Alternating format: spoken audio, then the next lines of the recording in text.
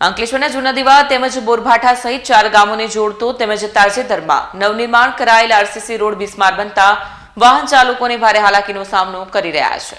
અંકલેશ્વરના જૂના દીવા તેમજ બોરભાઠા સહિત 4 ગામોને જોડતા સીસી રોડ નવનિર્માણના માત્ર 2 માસમાં જ ખખડધજ બની જતા લોકો મુશ્કેલીનો સામનો કરી રહ્યા છે।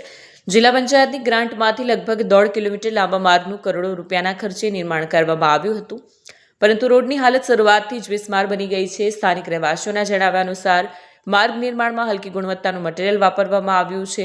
રોડ ઉપર અનેક જગ્યાએ તિરાડો પડી ગઈ છે, કાંકરી બહાર આવી રહી છે, જેના કારણે વાહન ચાલકોને ભારે મુશ્કેલીનો સામનો કરવો પડી રહ્યો છે।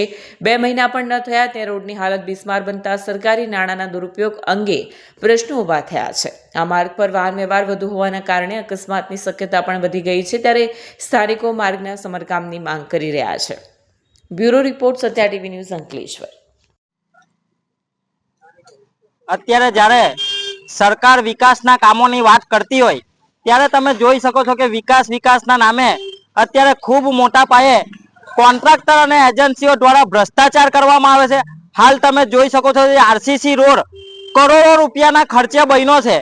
એ રોડનું 2 મહિના અગાઉ જ બન્યો છે, તો અત્યારે એના અંદર મોટા ખાડા પડી ચૂક્યા છે। અને આ રોડ એક એવો છે કે શહેર અને નવી દીવી, બોરભાઠા અને નવા દીવા તમામ 3 થી 4 ગામોને જોડતો રોડ છે, અને આવા જ મોટા ખાડા પડવાના કારણે અવર જવર કરતા રાહદારીઓના અકસ્માત થાય છે અને જીવ ગુમાવવાનો વારો આવે છે। તો ખાસ કરીને જિલ્લા પંચાયતના તમામ અધિકારીઓ અને લગતા વખતા અધિકારીઓ જે આ કામોની જે સુપરવાઇઝર દ્વારા ચકાસણી કરવામાં આવે છે, એ સ્પષ્ટપણે ખબર પડે છે ક્યાંક ને ક્યાંક આમની ગેરહાજરી હોય છે, જેના કારણે આવી હલકી ગુણવત્તાવાળું કામ થાય છે અને આવી જ ભૂલોના કારણે મનુષ્ય જીવ ગુમાવવાનો વારો આવે છે।